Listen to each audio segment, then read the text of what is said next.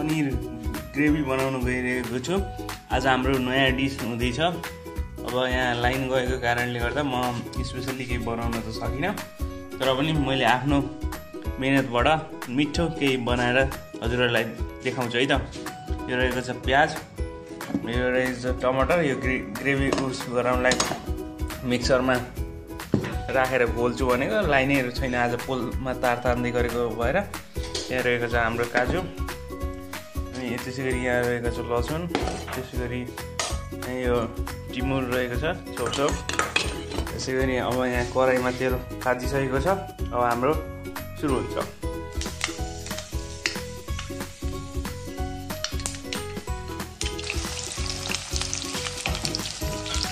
एकछिन प्याज रातो हुन्छ मजाले भुट्ने है त यसलाई है त। त्यसमा मैले टमाटर हालिदिएको छु।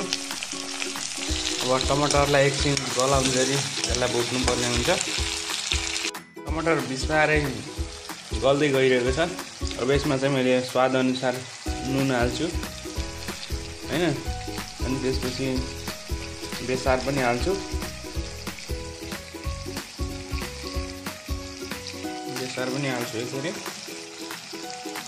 र अलिकति पनिर मसला पनि मैले हाल्छु यसमा। यसलाई अझै एकछिन भुट्छु। त्यसै गरी यो रहेको छ टिमुरको छोप, यसलाई पनि मैले मिसाइदिएँ। यो मसला हाम्रो तयार हुँदैछ, पनिर मसला। एकदम हेर्दाखेरि टेस्टी फिलिङ्स आइरहेको छ र बास्ना पनि यसको राम्रो आइरहेको छ है त। अहिलेसम्मलाई यस्तो भइरहेको छ है त। अब हामीले यो एकछिनमा यो तयार भइसकेपछि यो यसमा मिक्स गर्छौँ है त। म देखाउँदै गर्छु है हजुरलाई। त्यसै गरी हाम्रो पनिर मसला रेडी भइरहेको छ। अब यसमा मैले यो पनिर मिसाउँदैछु। यसमा यो पनिर मिसाइसकेपछि अब यसलाई मजाले पकाउनुपर्छ, किनकि यो फ्राई नगरेको पनिर हो। त्यसै गरी हाम्रो यो पनिर मसला नयाँ मेथडको यो तयार भइन थालिसकेको छ।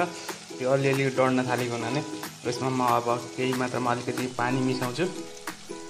मैले चाहिँ मनतातो पानी मिसाएको छु। अलिकति मिसाएर यसलाई घोल्छु, अनि त्यसपछि हाम्रो यो तयार हुन्छ है त। देखाउँछु कस्तो बन्छ, कस्तो हुन्छ, टेस्ट कस्तो हुन्छ म आज यहाँहरूलाई चखाउँछु है त।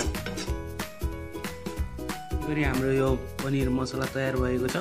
यसमा मैले केही धनियाँहरू छर्केको छु।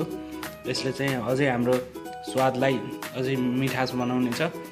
ल आज मैले हजुरहरू सामु यो पनिरको नयाँ रेसिपी बनाएर प्रस्तुत गरेको छु। आशा छ यसबाट हजुरहरूले पक्कै पनि लाभ लिनुहुनेछ। हजुरहरूले यसरी पनि खानासँग, चिउरासँग, भुजासँग पनिरहरू बनाएर पर्पाउन आउँदाखेरि यसरी प्रस्तुत गर्न सक्नुहुनेछ। आशा छ यसबाट हजुरहरूले पक्कै पनि लाभ लिनुहुनेछ भन्दै म फेरि पनि केही नयाँ लिएर प्रस्तुत हुनेछु। अहिलेलाई चाहिँ बिदा जान्छु। अवश्य पनि यो भिडियो हेरेर लाइक, कमेन्ट, सेयर, सब्सक्राइब गरिदिनु होला, जसले चाहिँ मलाई अझै नयाँ भिडियो बनाउन मोटिभेट, उत्प्रेरणा मिल्नेछ भन्दै म बिदा हुन्छु। हस्त, नमस्ते। सबैको जय, सबैको मङ्गल होस्, सबैको कल्याण होस्।